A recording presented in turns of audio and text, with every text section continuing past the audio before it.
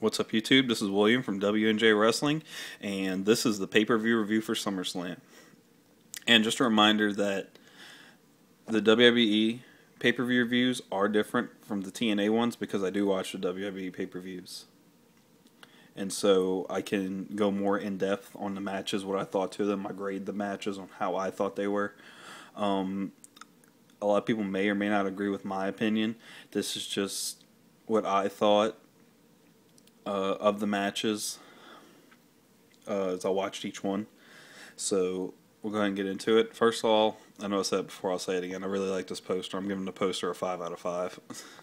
Alright, but moving on. This is Antonio Cesaro beat Santino in the pre-show match for the United States Championship. I thought this was a pretty solid match between both of them. You know, Santino doing his little goofiness. And Cesaro just showing us, you know, how really good he is in the ring.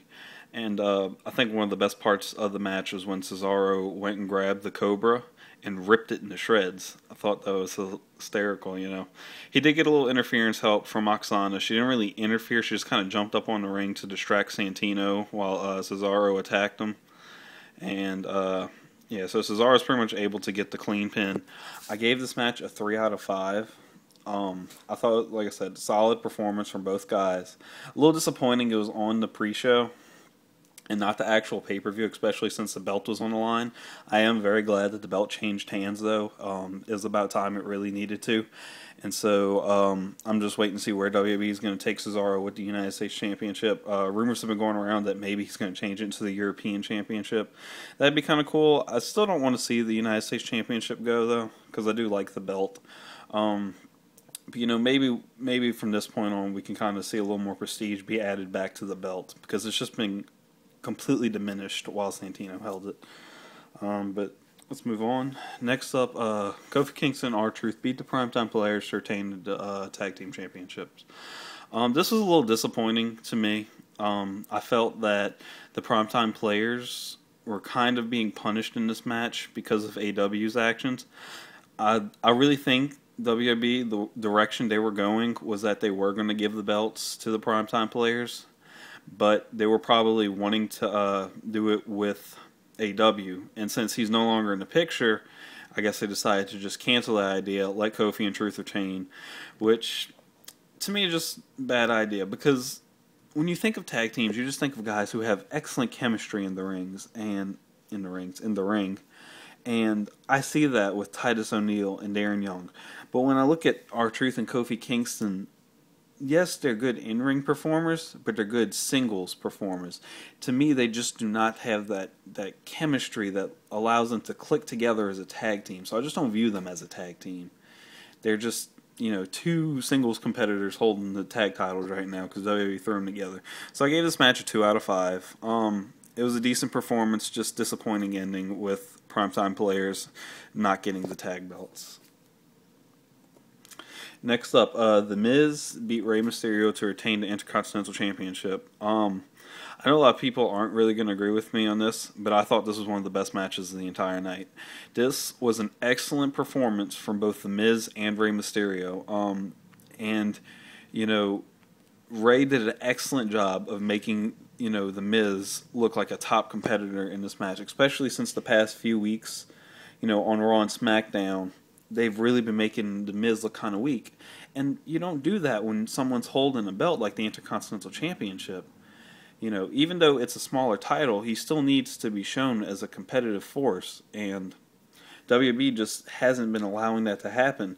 But with the legit win over Rey, it made him look a lot stronger, especially since Rey Mysterio is someone who's very popular. You know, 2-time world champion, 1-time WWE champion. I did give this match a 4 out of 5. Another note, Rey Mysterio came out in a little Batman outfit, you know, like at WrestleMania when he comes out, like when he came out as Captain America or was a Joker, then he did the Flash one year, I think. So yeah, I just thought that was pretty cool because Batman's my favorite superhero. So that was pretty awesome. But this was a great match. Like I said, one of the best matches of the night for me. It was great wrestling by both guys, and they both looked really good. So I gave this match a 4 out of 5. Next up, Daniel Bryan beat Kane. This was, I figured this was going to happen. Bryan was going to beat Kane. He beat him with a roll-up, so it did, you know, kind of that dirty win, but legit win at the same time. Kane got really PO'd and just kind of just started wrecking everything. Went backstage and threw Josh Matthews. So that was pretty funny. It was a good match. You know, Bryan and Kane both excellent performers, and Bryan just on top of his game, performing and excelling in the ring just as he always does. He is definitely one of the best in-ring performers in WWE today. Even with his small size, you just can't deny the fact that he is an excellent wrestler. I did give this match a 4 out of 5 just because it was a great match from both performers, and they delivered more than I even thought they would. Next up, Chris Jericho beat Dolph Ziggler. This was a surprise to me. Because I really did expect Ziggler to win and Jericho to go to the depression of, I can't win the big one no more. But they did settle it on Raw when they had the rematch, and Ziggler beat Jericho with his, it was a contract versus contract match. I'll discuss that when I get to a week in wrestling. But, yeah, I was shocked that Jericho had won, but I thought it was a great match. They did perform very well in the ring. The only thing for me was this match was really hyped up to be one of the best matches of the night, and I just didn't see it as the best match of the night. Some of you may disagree with me on that. I think both of them performed excellent, without a doubt. Great solid performance. But I did, because it was Dolph Ziggler and Jericho, I guess I just expected more out of this match, and I just didn't feel like I got that more out of the match. It just seemed to be like, a pretty good match, both of them doing like their basic moves, but none of them went above and beyond to me. So I only gave this match a 3 out of 5. Like I said, it was a great match. They both performed. I think their match on Raw was actually better than this one. But yeah, still good match.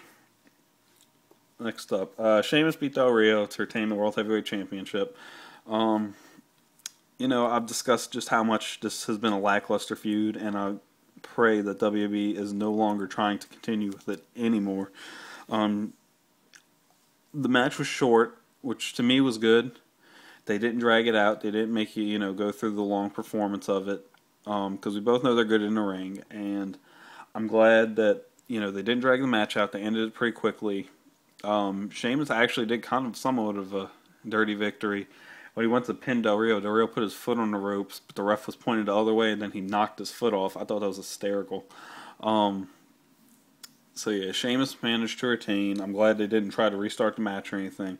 I gave the match 3 out of 5 because they both gave a solid performance, and I was really happy WWE chose to make this match just very short, very sweet, and that was it.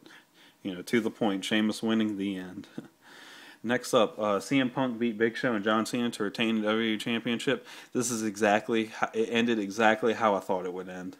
Cena went to AA Big Show, Punk threw Cena out the ring and pinned Show. So yeah, but before I jumped the gun a little bit on that one. During the match, Punk had Big Show in a submission and Cena had Big Show in a submission. Cole, of course, calling any submission that Punk tries to do the Anaconda Vice when it's not. It was like a chokehold, I think like a Koji clutch or something. Don't quote me on that one. And then Cena had shown the STF, and Show tapped out, and the ref was like, no, he won. AJ comes down, restarts the match. That's when the match goes on a little bit longer, and then Cena AAs, and Punk throws him out and pins Show clean. It was a 3 out of 5 match just because it was very predictable. I was most certain that Punk was going to walk out with the belt. I know Cena was the only person I thought who might have done it, but I'm glad they decided to keep Punk going with it. Because there's really not going to be much if Cena wins it. It's, they want to keep Punk looking strong. Hopefully they go into the Rumble, Punk versus Rock, because I do not want to see Punk versus Cena too. Did I say Punk versus Cena too? Cena versus Rock too, because their WrestleMania match was such a disappointment. I do not want to be disappointed again.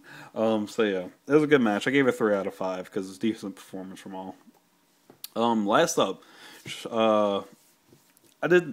was a good match. Brock Lesnar beat Triple H. One of the highlights of the match for me was that Lesnar kind of tipped over the Spanish announce table and climbed up on top of it, and Triple H was trying to get up off the barricade, and Lesnar jumped like as high as he could in the air and karate chopped Triple H. It was hysterical. It was a great match. It showed a lot of Lesnar's MMA style. And it's good that they allowed Brock Lesnar to win over Triple H, because Brock Lesnar, needed to look at it, especially after that terrible, terrible loss to Cena in Extreme Rules. I can't tell you how much I hated that match and how mad that made me. That, Lesnar tore Cena tore him to bits during that match, and then in the end, Cena punches him in the head with the chain and AA on the stairs. That was the stupidest ending. But this was a great match. Lesnar got the legit win with a Kimura lock on Triple H, as Triple H went for the pin after a pedigree. I gave the match 4 out of 5 because it was a great performance. It definitely lived up to the hype for me. I thought it was excellent. Great way to end the show. Good match. And so, yeah, I thought this was a great pay-per-view. I enjoyed it very much. And when it comes out, I recommend watching it or buying it, whatever. But this has been Pay-Per-View Review, and thank you for watching, YouTube.